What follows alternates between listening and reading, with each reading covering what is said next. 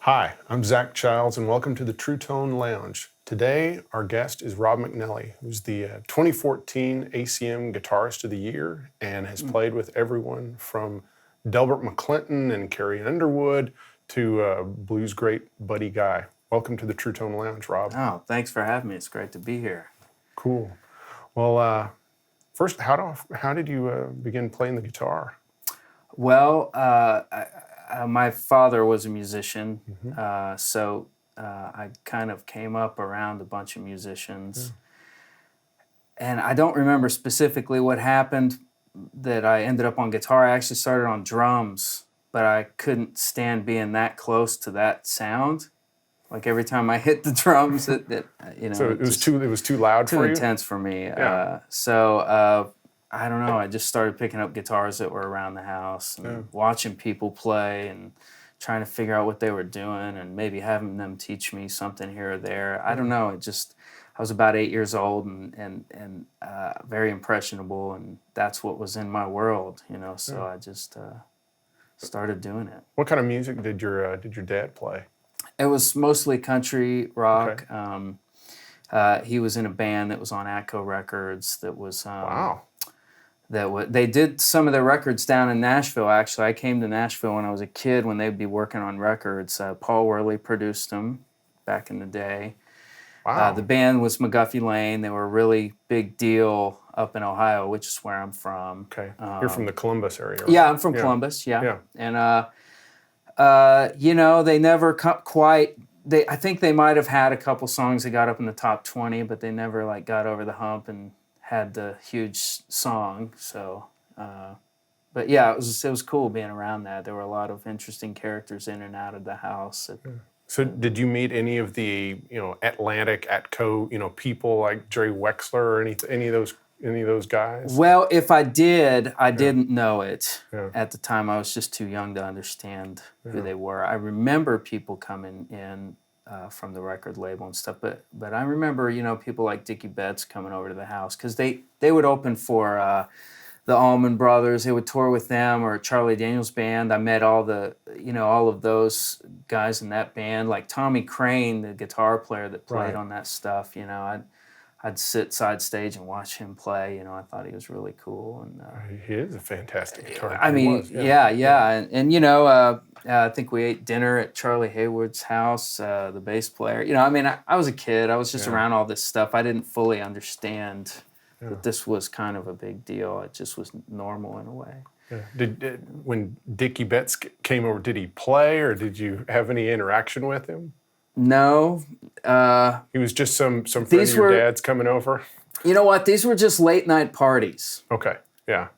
Yes, I get it. I would wake up in the middle of the night and there'd be 20 people in the house, Okay. just doing whatever. And the cool thing, though, is that there were always old guitars laying around because somebody would have a guitar on them and bring it and park it, I remember, always picking up somebody's Gibson Les Paul or whatever, and kind of playing it. And I didn't know anything about what these guitars were, but they were probably some pretty.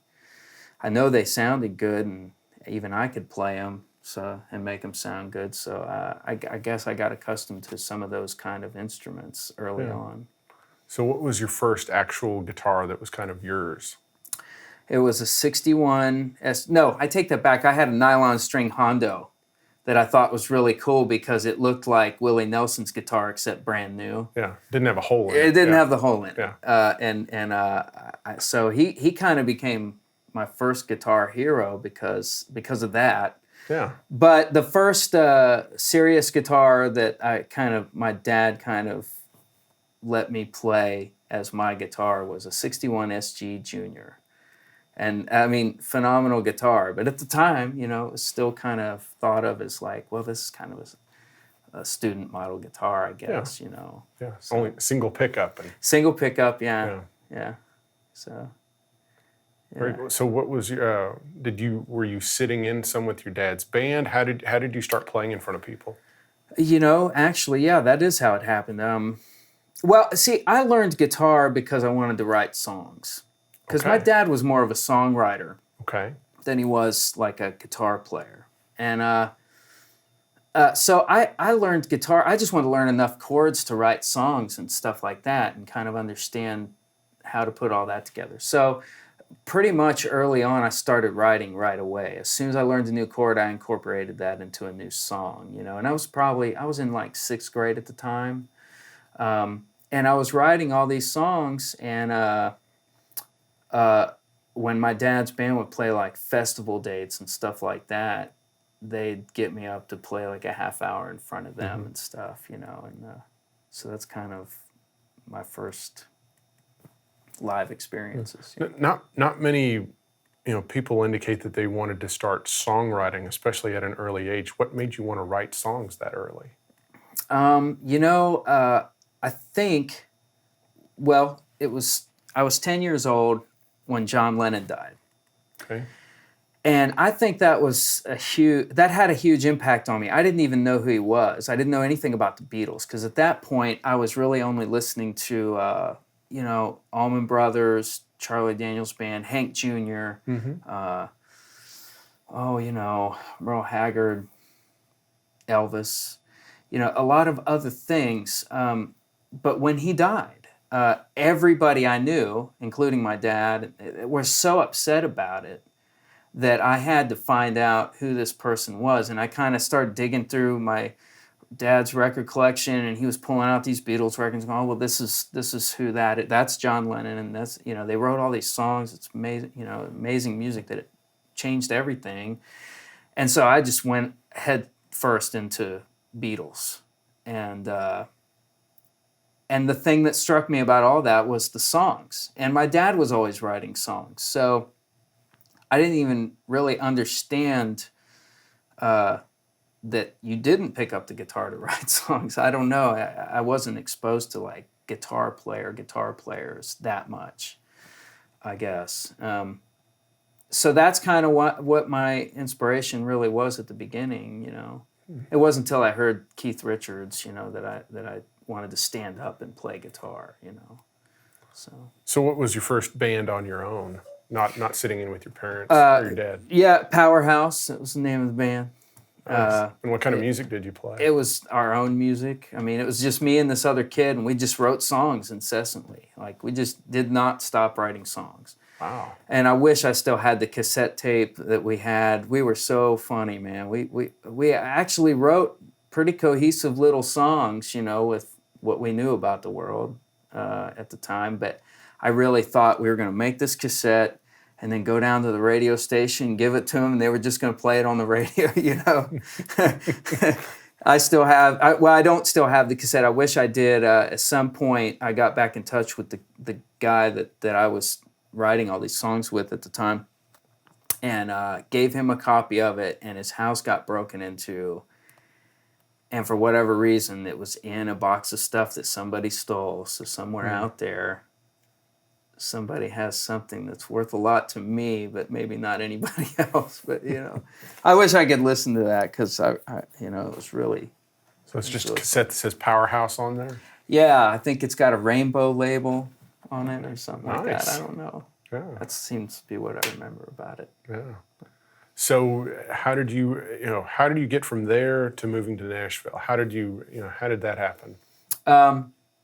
Well, I was in a series of bands. I mean, when I graduated from high school, I was thinking about college, but not really seriously because I was playing in probably 3 or 4 different bands 6 nights a week, Mm-hmm.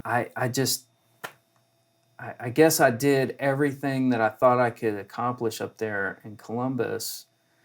I had original bands that I would book gigs from Columbus to Miami, Florida, and go be gone for like a month and just go down and do a bunch of dates and come back, and it was really hard going. I mean, not much money involved. Sometimes sleeping on picnic tables. Sometimes getting screwed over by club stiffed. owners and not able to afford to eat or whatever, and I had a few friends that had moved to Nashville and were just telling me, man, you just need to come down here, and I started coming down and checking it out, and I moved here in August of '95. I can't believe I've been here that long, but that's when I moved down. Did you come with a gig, or did you come and No. then? Okay, so how were you making a living when you moved here? Okay, well, what I did was I got a job at Ticketmaster. Yeah. Because I knew they had an office here, Mm-hmm. and I figured I could transfer, and that all worked out. So I got here with a part-time job at Ticketmaster, and I would just go around and hit whatever open jams were going on, and I just kind of very quickly met people, and pretty quickly, luckily enough, got a gig. So how did you get the first gig? Well, I met the singer-songwriter that I can't remember her name now, Melissa somebody. And she was passing through town, and she kind of had this pickup gigs, that she would just find musicians in that town. I don't know how she did it because it was really before the internet was easy. I don't know how she connected with people she didn't already know, but I got this call saying, hey, can you play this gig with me in Nashville? And then she was going to play in Atlanta, Georgia the next night, and whatever musicians she had together fell through. So I agreed to go down there and play with her. And I don't know if you know who this is, Tinsley Ellis. Yes. He was looking for a band at the time. Tinsley's a blues guitarist. Yeah, blues guitar player. Yes. He was on Alligator Records. Yes. And at that time, and he wasn't there, but one of his best friends was there and said, hey, I think I may have found somebody you need to call. And I gave my number to this guy because I knew who Tinsley was, and I think the next day, like, I got home at 6 a.m, and my phone was ringing at 10 o'clock in the morning, and it was Tinsley wanting to talk to me, and we set up an audition a few days after that, and then I was out on the road with him for a good while, like about a year. Yeah. So what was the next gig after Pendley? Gosh, it's hard to remember. I think it was. I did some things with a singer on the NACA circuit for a little while, playing colleges, and that was Jen Cohen. But then I did a gig with Scott Miller of the V-Roys. I don't know if you remember that band from Knoxville. He was putting out solo records at this point, and I went on the road with him for a little while, and then Allison Moore, which was fun, and I ended up from there, I guess, Winona for a short stint, and then Leanne Womack. Yeah, Leanne Womack. Yeah. And then Delbert. And once I was in Delbert's band, I was there for really long time, about 8 years. When you started playing with country acts that were on major labels, how did you get those gigs? Was that still by referrals or? Well, like for instance, when I played with Winona, Tom Bukovac was leaving, and he recommended me, and I didn't take it seriously. I just didn't think I would get the gig. I heard about all the guitar players that were going to audition. I just assumed there's no way I'm going to get this gig, and I went in there and auditioned, and just because I felt like I needed to see what that was like, just to go audition for a gig, and they called me back for another audition. I was just like shocked. I just thought, well, there's no way it's going to happen. I'll go. And I wasn't sure that I was the right fit for the music anyway. And I guess it all kind of came through Bukovac.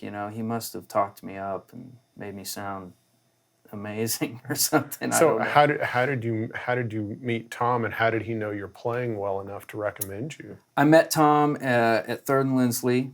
I was just playing, probably with a blues band or something. And I don't know, we just hit it off. Yeah.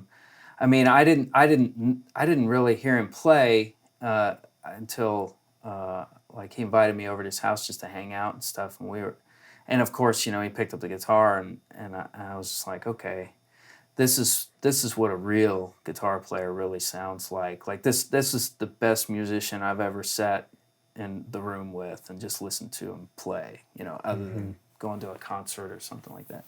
Right. And he just really, I don't know, man, we just got along, and he was really good to me. He just really kind of helped me think about different things than I was thinking about musically, or gear or guitars. Or what are some things that he kind of helped you out with?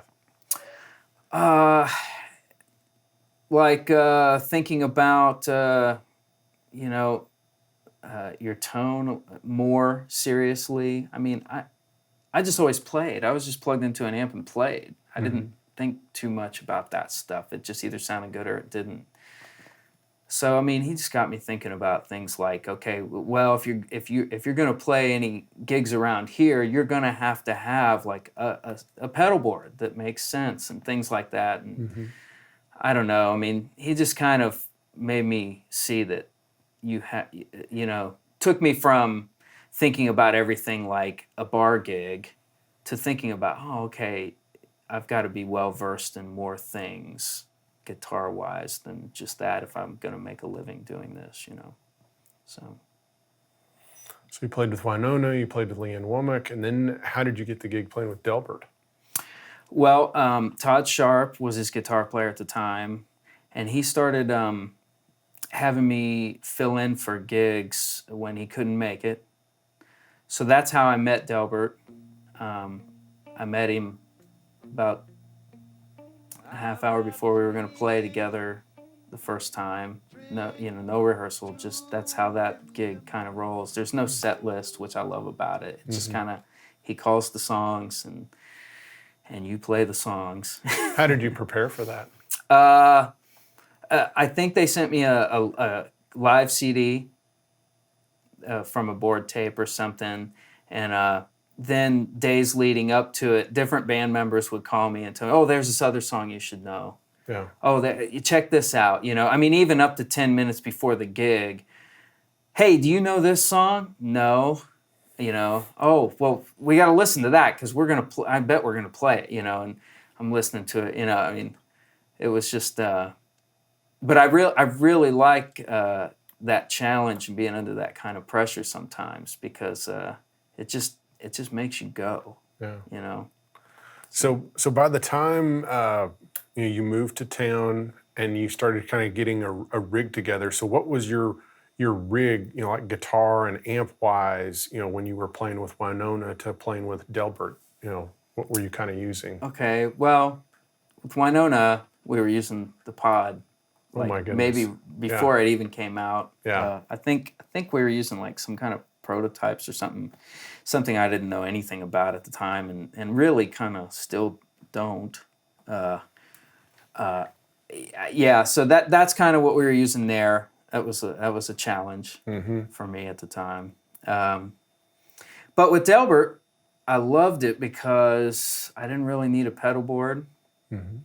I just would grab an overdrive pedal, usually an Ibanez Distortion, and set it up on top of my amp. I didn't even have it out on the floor.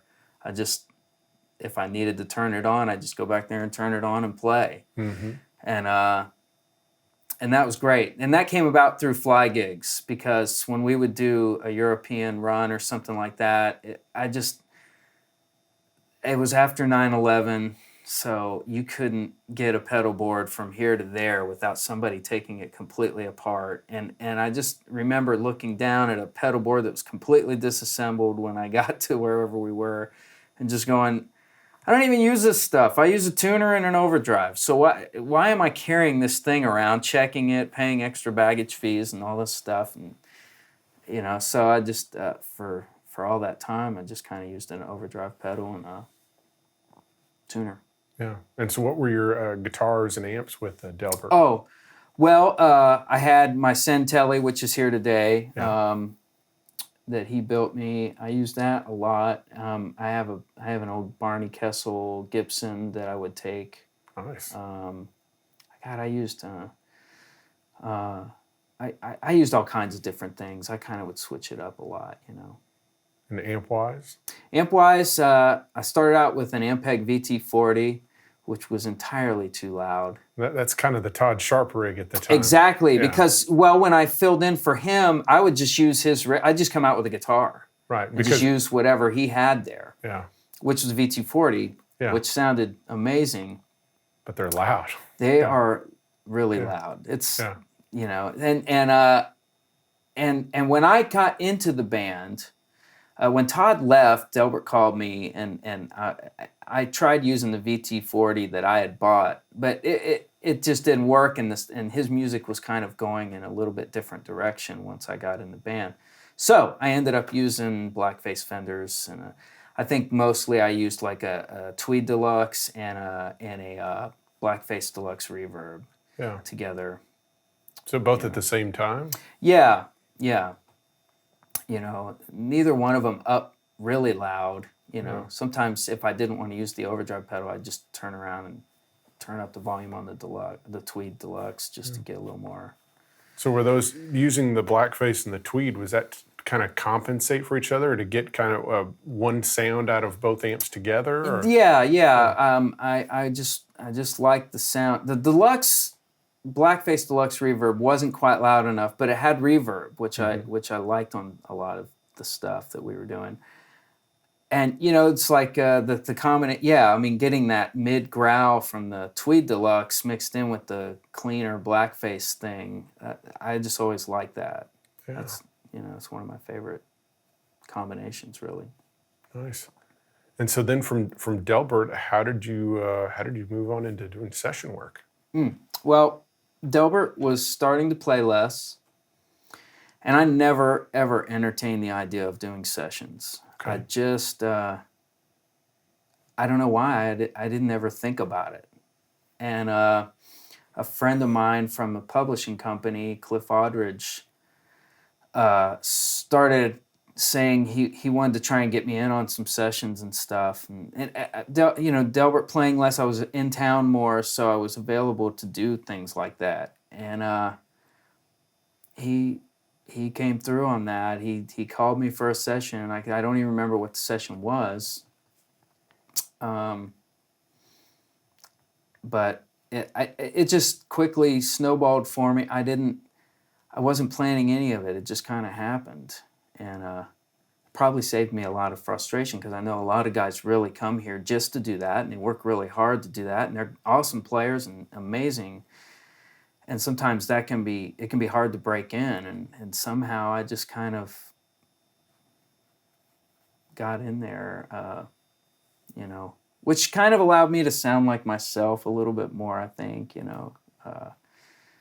getting hired for that instead of being asked to mimic the guitar player that they wish they could have had. Well, I went through a phase of a lot of that when, people always, there were a lot of last minute calls the first couple of years because somebody bailed or somebody. That's the way it works. But I was completely unaware of how this all works politically or any of the other things that go into it that other people thought a lot more about or were more savvy about than I was, you know.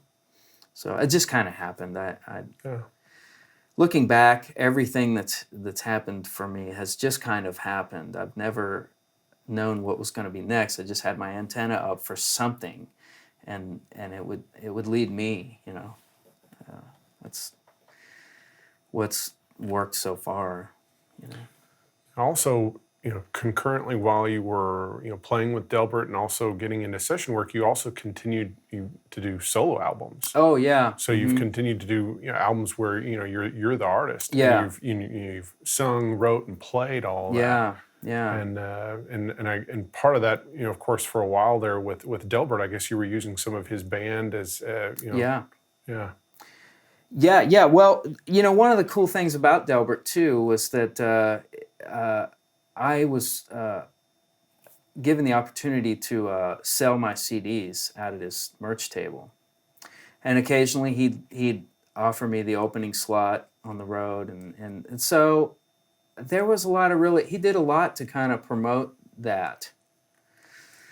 That's very generous. Very generous. I mean, you know, I could sit and talk to you for hours straight about all the things that I learned by being in Delbert McClinton's band and from the band members that were in there. What are the three most important things you learned from Delbert or the band? Well, that, you know, the old school showmanship thing of not having a set list and just being able to read the crowd and call out the next song was something I was always, you know, really admired about him. And so that was one thing, never knowing what we were going to play. And the thing that I learned about musically in that band was we would play those songs differently every night. It wasn't like the country acts where, you know, hey, no, we have to play this like the record. They're buying tickets. They expect to hear this just like the record every night. So when you get in with a band, that's what it felt like. It just was a band. So my concept of groove and pocket and parts really, I feel like came together through playing with that band. Because even though we weren't playing like jazz music, it was very much our approach was that, because we were very conversational and trying to listen to each other and dynamically play to each other, and you know, and when you've got a great singer like Delbert McClinton, it's easy to just back that up. You know, you want to hear him, you know, so you try not to cover him up. And the other thing I learned how to do was play dice and gamble. We did a lot of that on the bus. So, you know, that was fun. There have been a number of great players that have, you know, gone through Delbert's band. Yeah. Besides you and, you know, Todd Sharp. One of my favorites, Stephen Bruton. Oh, yeah. Yeah. So did you ever get to play with him or be around him? Did he ever come out to Delbert shows in Texas or? Yeah. Well, Delbert does this cruise every year, and so I was on that cruise all those years, and Stephen Bruton was on all of them because they're really dear friends, and I ended up in situations in like maybe jam situations or where he would sit in with Delbert. And, so I mean, Stephen was such a great songwriter and guitar player. I mean, really had a interesting style. He's missed, you know, his spirit. He was just a great guy all around, you know. My introduction to Delbert's music was the Live in Austin album that came out on Alligator in the late 80s, early 90s. Yeah. And Stephen, you know, played on that. Yeah. And so James Pennebaker, who also played with Delbert, James was telling me that, you know, that was just something where, you know, there was no rehearsal or anything that, and Bruton was not playing in the band at that point at all. I mean, he was playing with Christofferson or someone else, and he just, you know, Delbert just had him come down, and that was, you know, for a TV taping and a live album, and it's a great album. It is. Well, that's the thing about Delbert. I maybe we rehearsed a couple of times in the 8 years that I was with him, and I don't even know why we rehearsed. We didn't accomplish anything in those rehearsals. You know, his music is, you can either play his music or you can't. Yeah. And all the rehearsing in the world isn't going to change that. And when you get on stage, he's not going to adhere to the arrangement. Maybe he may come in singing right here, and you can't.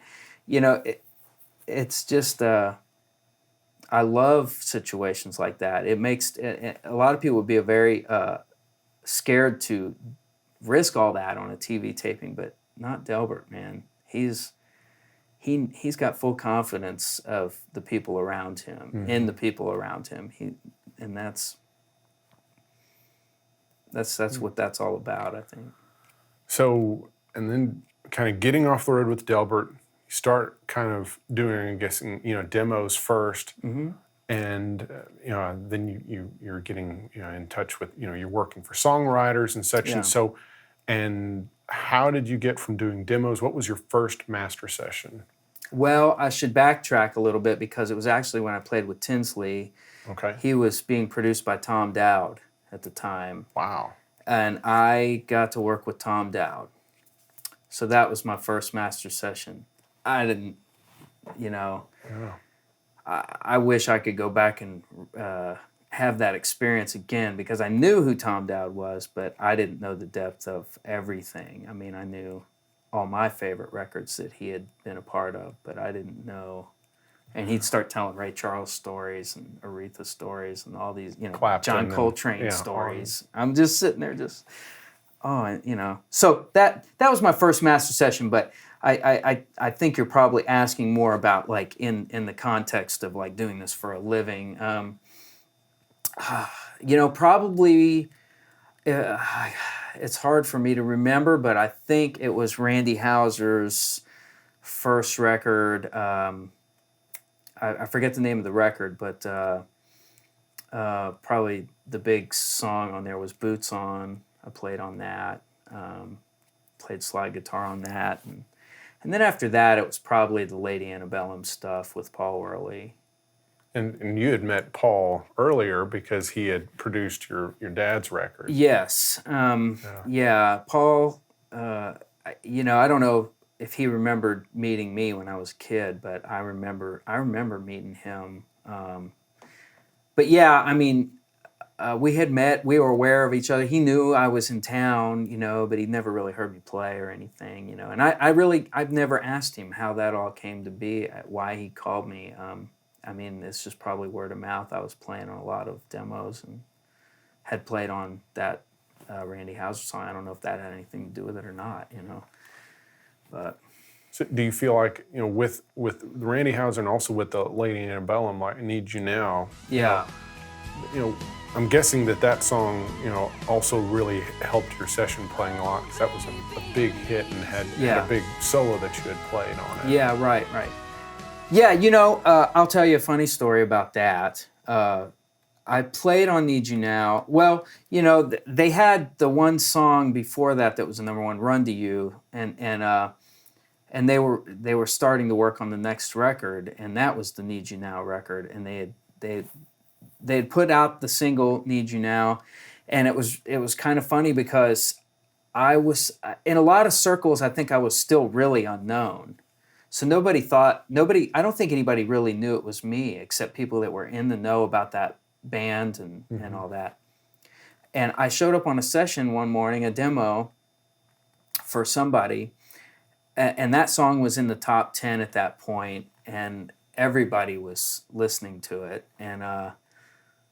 And she, we listened down to the song and we were walking out to track it, and I just by chance it sounded like the song that I should use my 355 on, and I played that. That's what I played on that song, and she came out with her laptop. She goes, "Oh, hey, there's this really cool guitar sound that I want you to try and get for this song. Check this out." And she's playing it, holding her laptop up to me.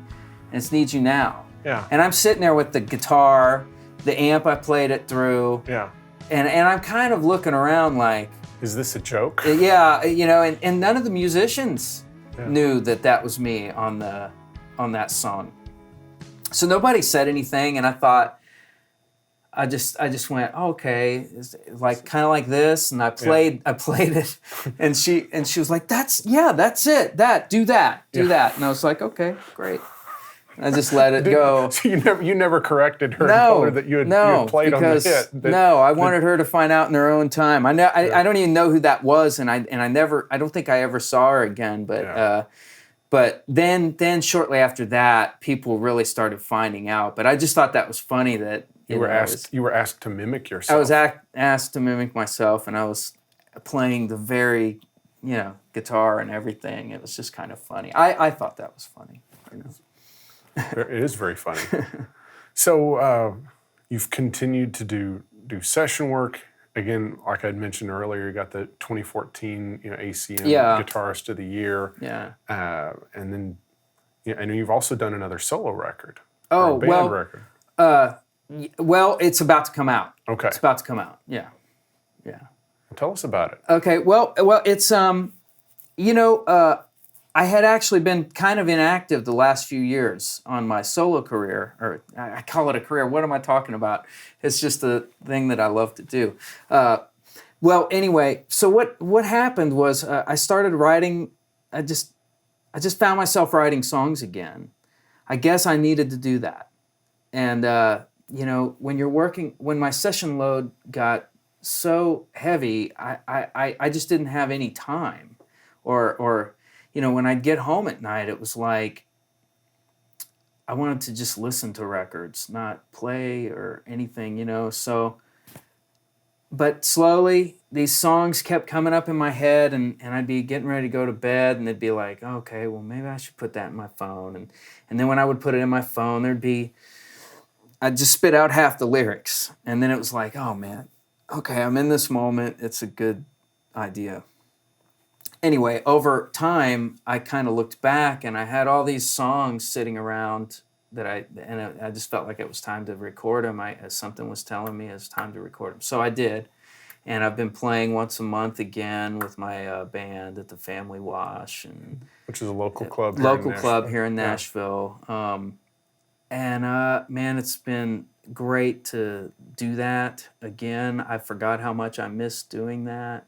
And I'm so lucky to have the people in the band that I have. Who's in the band? Steve Mackey on bass, who's been one of my best friends for so long. Who's also played with Delbert. And I met by playing with Winona because he was starting at the same time.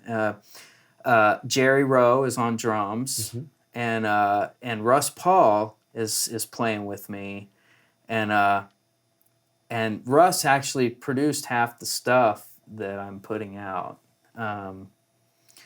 So, I mean, it's really cool. There's just, I don't know, I feel like there's just new energy into creating music, by having these people that I love around me to do it with. And I'm excited about it, just it's a good palate cleanser from doing sessions all the time, and I like doing it, so I'm just gonna do it and see what happens, You've also had another palate cleanser that I forgot to mention. You've also been playing with Bob Seger. Yeah. Mm-hmm. Yeah. So how did that happen? Okay, well, I got a call from his tour manager. Kenny Greenberg had done the gig, a tour with him, and they were going to go do another tour, and Kenny had started playing with Kenny Chesney, and he may have given him my number. I think that's what happened. Anyway, I get a call, and they were wanting to come and hear me play, and Jim Moose Brown, who lives here in Nashville, plays a lot of guitar. He's plays guitar in that band too.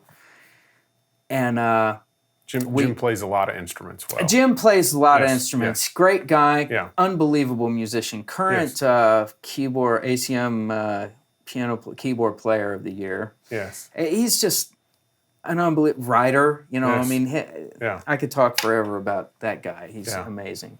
So anyway, we set up a meeting for Bob to fly down here and check me out for a day. And so what does that look like? So did y'all meet like at a rehearsal hall? Or? No, we went to Moose's house out in the middle of nowhere. He has an awesome studio out there. Mm-hmm. So we went out there, and they were just kind of like, yeah, you'll probably be there an hour, you know, just learn, just know a few of your favorite Seger songs. Yeah. And I'm from Ohio. I mean, I heard Seger every day on the radio, you know, mm-hmm.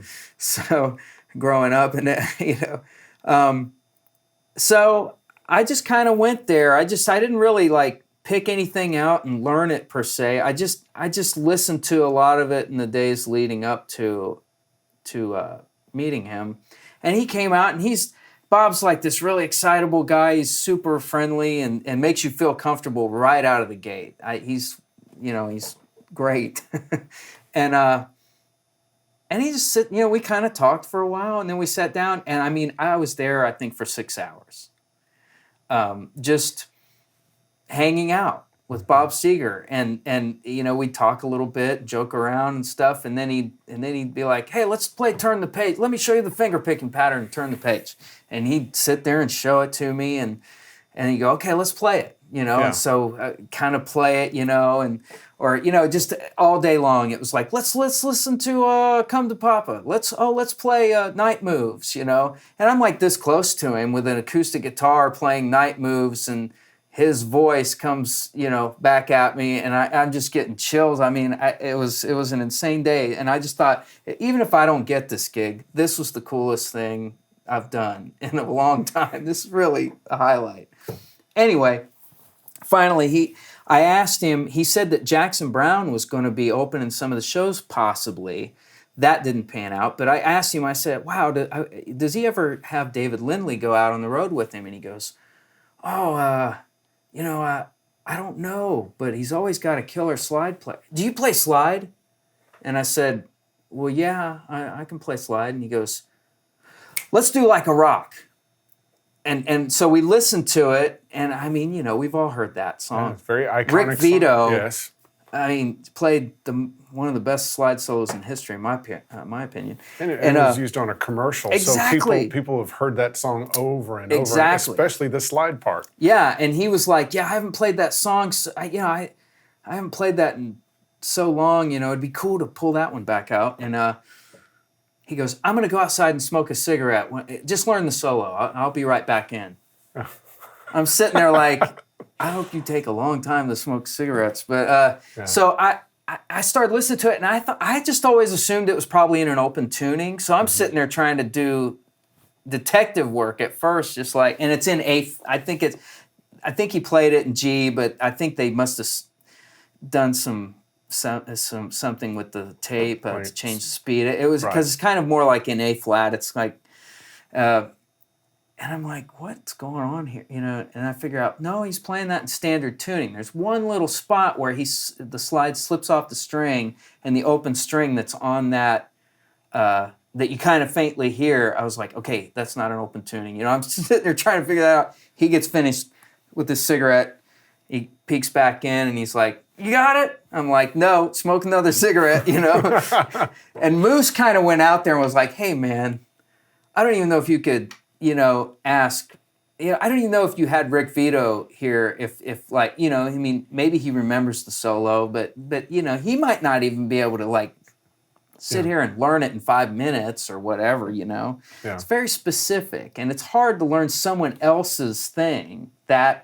You know, anyway, I don't know. I just kind of got as much of it together as I could, and he came back in. He was like, "Okay, well, let's play it."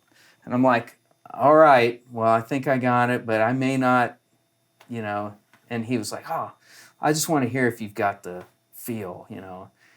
And I was thinking, we'll play the whole song, because that's what we've done all day.